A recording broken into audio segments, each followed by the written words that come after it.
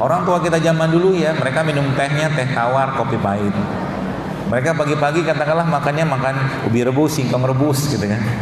Nggak terlalu banyak hal-hal yang mengalami pengolahan ya, sehingga rata-rata usia-usia mereka dan kalau mungkin ibu-ibunya juga subur gitu kan. Kenapa? Tidak banyak kontaminasi. Ya orang tua saya mungkin ayah saya dia sampai sekarang mungkin kalau bisa dihitung jari mungkin belum pernah juga makan nugget gitu. Makan pizza aja nggak pernah dia. Umurnya 82 tahun ya masih sehat alhamdulillah, semoga Allah jaga beliau. Kaki sedikit sakit itu biasalah orang tua 82 tahun dulu sekalian. Dan yang luar biasa lagi saya bandingkan dengan adiknya beliau ya, dia paling tua dan punya 2 adik lagi dengan usia yang jauh lebih muda dari beliau. Itu adiknya tampak lebih tua dari beliau. Rahasianya apa? Karena beliau sendiri tidak pernah tidak pernah, kalau mungkin bahasa kita tuh nggak pernah resek dengan hidup gitu kan. Resek itu maksudnya nggak mau ikut campur urusan orang gitu kan. Dia banyak senyum, dia ada canda-candanya gitu kan, seperti itu. Dan itu rahasia. Di mana Di mana Islam mengajarkan bahwa kesehatan kita itu bermula dari kesehatan emosi, hati atau perasaan. Seseorang yang marah, yang pernah saya baca dalam sebuah buku, seseorang yang marah 2 menit saja dia marah itu bisa menurunkan imunitas dia beberapa jam ke depan. Marah gitu kan. Dan marah itu bagian dari penyakit hati sebenarnya. Kalau orang sering-sering marah ya cepat mati. Marah aja terus. Dikit-dikit marah. Apalagi sekarang bukan hanya marah, tapi banyak orang yang baperan. Baperan itu mungkin ngomong sedikit tersinggung, ini tersinggung. Tanda-tanda orang baper kadang-kadang saya sering ala-ala saya gitu kan. Tanda-tanda orang baper itu ya mudah banget left group. Mudah banget left group. Paham maksudnya? Dia omong sedikit left group, semua left. Tinggal di hutan saja kalau gitu. Ya.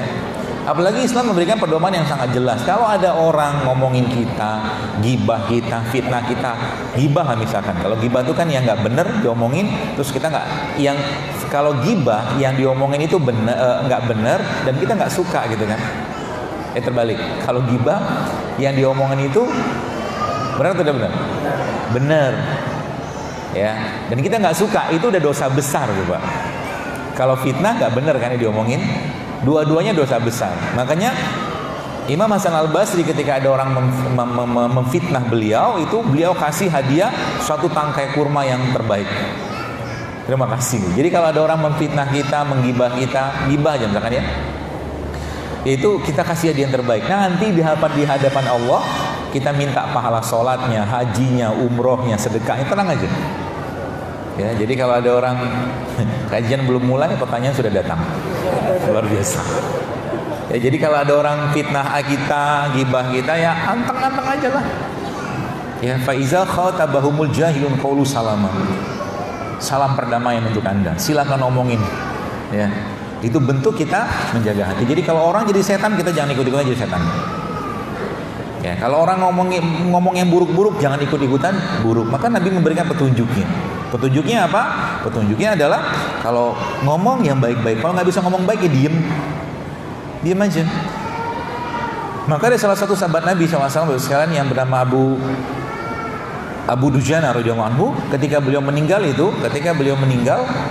Abu Dujana itu sekalian menjelang meninggal. Ya, dalam fase sakitnya itu beliau, subhanallah, orang melihat ya, sahabat-sahabat yang melihat itu ada cahaya bersinar di dahinya seperti lampu gitu kan, terang sekali.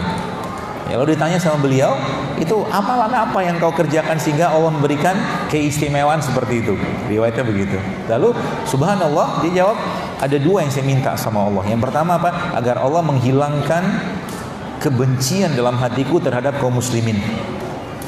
Itu yang pertama. Dan kedua adalah dia bilang, saya minta kepada Allah agar saya tidak ikut campur urusan orang gitu kan. Tidak ikut campur urusan orang. Zaman sekarang banyak orang ikut campur. Contohnya apa? Ada temannya beli baju baru, mobil baru, tanya panjang lebar, nggak ada urusan, nggak ada kepentingan. Ikut campur sebenarnya, nggak ada urusan. Ditanya jawab, nggak ditanya diam, selesai gitu.